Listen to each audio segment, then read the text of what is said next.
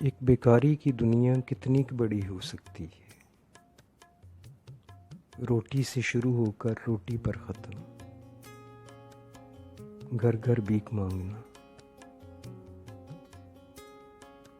لیکن کچھ بیکاری پیشہ ور ہوتے ہیں، نسل در نسل اسی پیشہ سے وابستہ رہتے ہیں اور زندگی کی آسودگی اپنی کمائی ہوئی بھیک میں تلاش کرتے ہیں۔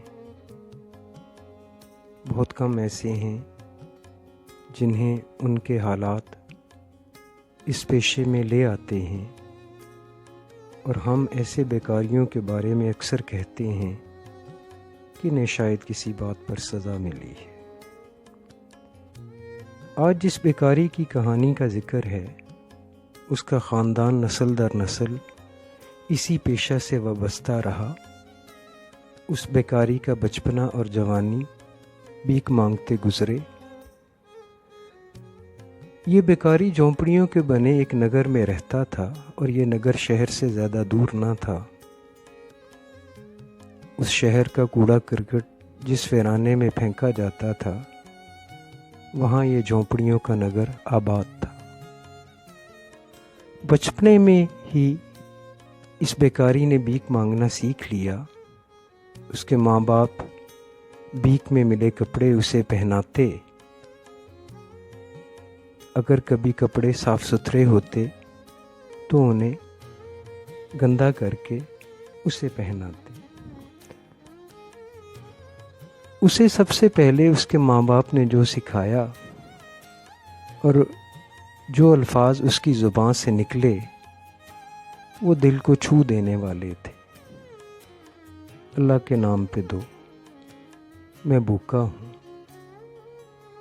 وہ اپنے ماں باپ کے ساتھ شہر کے محلوں میں جاتا اور واپس آ کر اپنے ہم جولیوں سے کھیلتا۔ رات میں بھیک میں ملا کھانا کھاتا اور گہری نیند سوتا۔ اس کے ماں باپ اسے کہتے تو دوسروں کے آگے ہاتھ پھیلا دیتا، اور اگر نہ کہتے تو وہ بھیک نہ مانگتا۔ جوانی آئی تو ماں باپ کا سایہ سر سے اٹھ گیا۔ ساتھ والی جھونپڑی میں رہنے والی لڑکی سے اس کی شادی ہو گئی۔ اب وہ دونوں بھیک مانگنے شہر جاتے۔ اس کے ذہن میں نہ جانے کیسے یہ خیال آیا کہ اسے صرف ایک محلے میں ہی بھیک مانگنی چاہیے۔ وہ دونوں صرف اسی محلے میں جاتے اور صدا لگاتے۔ جو کوئی دے دیتا لے لیتے، اور جو نہ دیتا اس پر صبر و شکر کرتے۔ یوں تو وہ ایک بیکاری تھا اور تھا بھی پیشہ ور، لیکن اس میں ایک خوبی تھی کہ جب بھی اسے محسوس ہوتا کہ آج کی ملی بھیک سے اس کا دن گزر جائے گا، وہ فوراً اپنی جھونپڑی میں واپس لوٹ آتا۔ شام میں کھانے والی جو چیزیں بچ جاتی وہ جھونپڑی کے باہر پھینک دیتا۔ صبح سویرے دیکھتا کہ پرندے اور جانور اس کے پھینکے کھانے کو کھا رہے ہیں، تو اسے ایک عجب سی خوشی ملتی۔ وہ بھی کسی کا آسرا ہے، وہ بھی کسی کو کھلا سکتا ہے۔ ان حالات میں اللہ پاک نے اسے بیٹی دی۔ یہ بیٹی ان دونوں کی زندگی کا محور تھی۔ بیٹی تھوڑی بڑی ہوئی تو اس نے ماں باپ کے ساتھ جانا شروع کیا۔ وہ اپنی بیٹی کو کبھی صدا نہ لگانے دیتا، بلکہ خود مانگتا اور اس کو اپنے گلے لگائے رکھتا۔ دن گزرتے گئے، مہینے سالوں میں تبدیل ہوئے، اس کی بیٹی جوان ہوئی۔ اچانک ایک دن اس بیکاری کی بیوی کے سینے میں تکلیف ہوئی اور وہ اس دنیا سے گزر گئی۔ جینے کا ایک سہارا تو اس دنیا سے چلا گیا، لیکن ایک سہارا ابھی اس بیکاری کی زندگی کا حصہ تھا۔ اس نے خود کو تنہا محسوس نہ کیا۔ کچھ دنوں بعد اس نے دوبارہ بھیک مانگنا شروع کی۔ وہ اکیلا بھیک مانگنے جاتا جو ہی کچھ کھانے کو ملتا وہ فوراً واپس لوٹ آتا۔ اس کی خواہش روٹی سے شروع ہو کر روٹی پر ختم ہوتی تھی۔ پیشہ ور بیکاری ہونے کے باوجود اس کے دل میں لالچ نہ تھا۔ لوگ بھی جانتے تھے کہ جو مل جائے وہ خوشی خوشی لے لیتا تھا۔ اس کی بیٹی جھونپڑی کو صاف رکھتی، اپنے باپ کا انتظار کرتی، اور جو ہی وہ واپس گھر آتا اس کا چہرہ خوشی سے کھل اٹھتا۔ زندگی یوں ہی آگے بڑھتی جا رہی تھی۔ اچانک اس کی بیٹی کو بخار ہوا اور یہ بخار شدت اختیار کر گیا۔ کافی دن وہ بیکاری بھیک مانگنے نہ گیا۔ وہ اپنی بیٹی کا خیال کرتا۔ بیٹی کی مرض بڑھتی گئی۔ کسی نے اسے بتایا کہ اپنی بیٹی کو شہر کے بڑے ڈاکٹر کو دکھاؤ، لیکن ڈاکٹر کو دکھانے کی فیس اس کے پاس نہ تھی۔ وہ ایک صبح اٹھا اور شہر میں بھیک مانگنے چلا گیا۔ کوئی اسے روٹی دیتا تو کوئی 2-3 روپے۔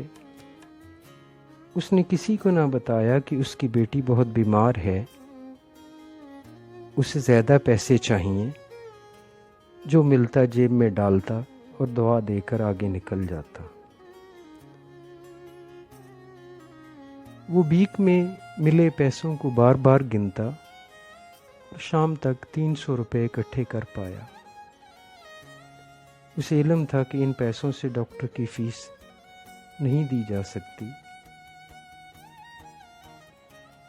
رات میں وہ محلے کی ایک اندھیری گلی میں گزر رہا تھا تو اچانک ایک آدمی نشے میں دھت سامنے سے آیا۔ بیکاری نے اس کے سامنے اپنا ہاتھ پھیلایا۔ نہ جانے اس آدمی کے دل میں کہاں سے خیال آیا کہ اس نے بیکاری کو 1000 روپے نکال کر دے دیے۔ بیکاری کی آنکھوں میں خوشی کے آنسو تھے اور نشے میں دھت آدمی نے کہا، ہم تو پہلے ہی لٹے ہوئے ہیں، اب تم لوٹ لو۔ بیکاری نے اس شخص کے لیے دل سے دعا کی کہ اللہ پاک اس کی خواہشوں کو پورا کرے۔ وہ تیزی سے اپنی جھونپڑی کی جانب چلا۔ اس کے من میں امید جاگی کہ اب وہ اپنی بیٹی کا علاج کروا لے گا۔ واپس پہنچا تو 2 بوڑھی خواتین اس کی بیٹی کے پاس بیٹھی تھیں۔ ان کی پریشانی سے ظاہر تھا کہ بیٹی کی طبیعت اور بگڑ گئی۔ بیکاری نے بیٹی کو دیکھا، تاریک آسماں کو دیکھا اور صبح کا انتظار کرنے لگا۔ پچھلے پہر بیٹی بے ہوش ہو گئی۔ جھونپڑیوں سے خواتین اکٹھی ہو گئیں اور صبح ہونے سے پہلے بیکاری کی بیٹی اس دنیا سے رخصت ہو گئی۔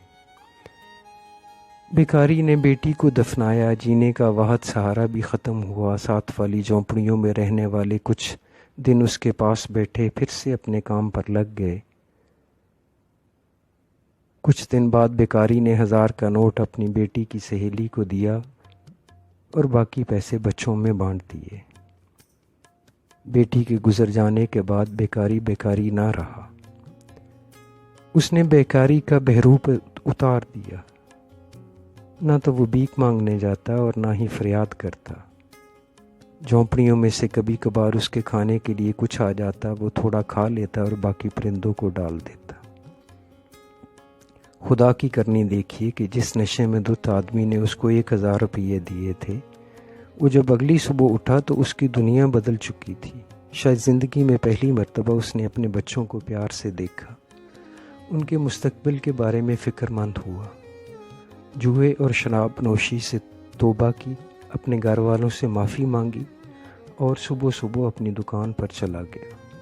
اس نے دل جمی سے کام کیا۔ کچھ دنوں میں اس کا کاروبار چمک گیا۔ وہ شام میں شراب خانے جانے کی بجائے اپنے گھر واپس آتا۔ اس کی بیوی اور بچے اس کے منتظر ہوتے اور یوں ایک آسودہ زندگی گزارنے لگا۔ ایک دن دکان پر بیٹھے اسے اس بیکاری کا خیال آیا۔ اس کا یقین پختہ ہو گیا کہ اس کے حالات بیکاری کی دعاؤں کے سبب بدلے ہیں۔ جمعے کے دن وہ ناشتے کے بعد اس بیکاری کو ڈھونڈنے نکلا اور جھونپڑیوں کے نگر پہنچا۔ اس بیکاری سے ملا، اسے بتایا کہ اس کی دعاؤں کی بدولت وہ خوشحال ہو گیا۔ جب اسے بیکاری کی بیٹی کے بارے میں پتہ چلا تو اس نے افسوس کیا۔ اس نے بیکاری کو پیسے دینے کی کوشش کی جو اس بیکاری نے نہ لیے۔ اب روزانہ اس آدمی کے گھر سے بیکاری کے لیے کھانا آتا، وہ کبھی کبھار کھا لیتا اور کبھی پرندوں اور جانوروں کو ڈال دیتا۔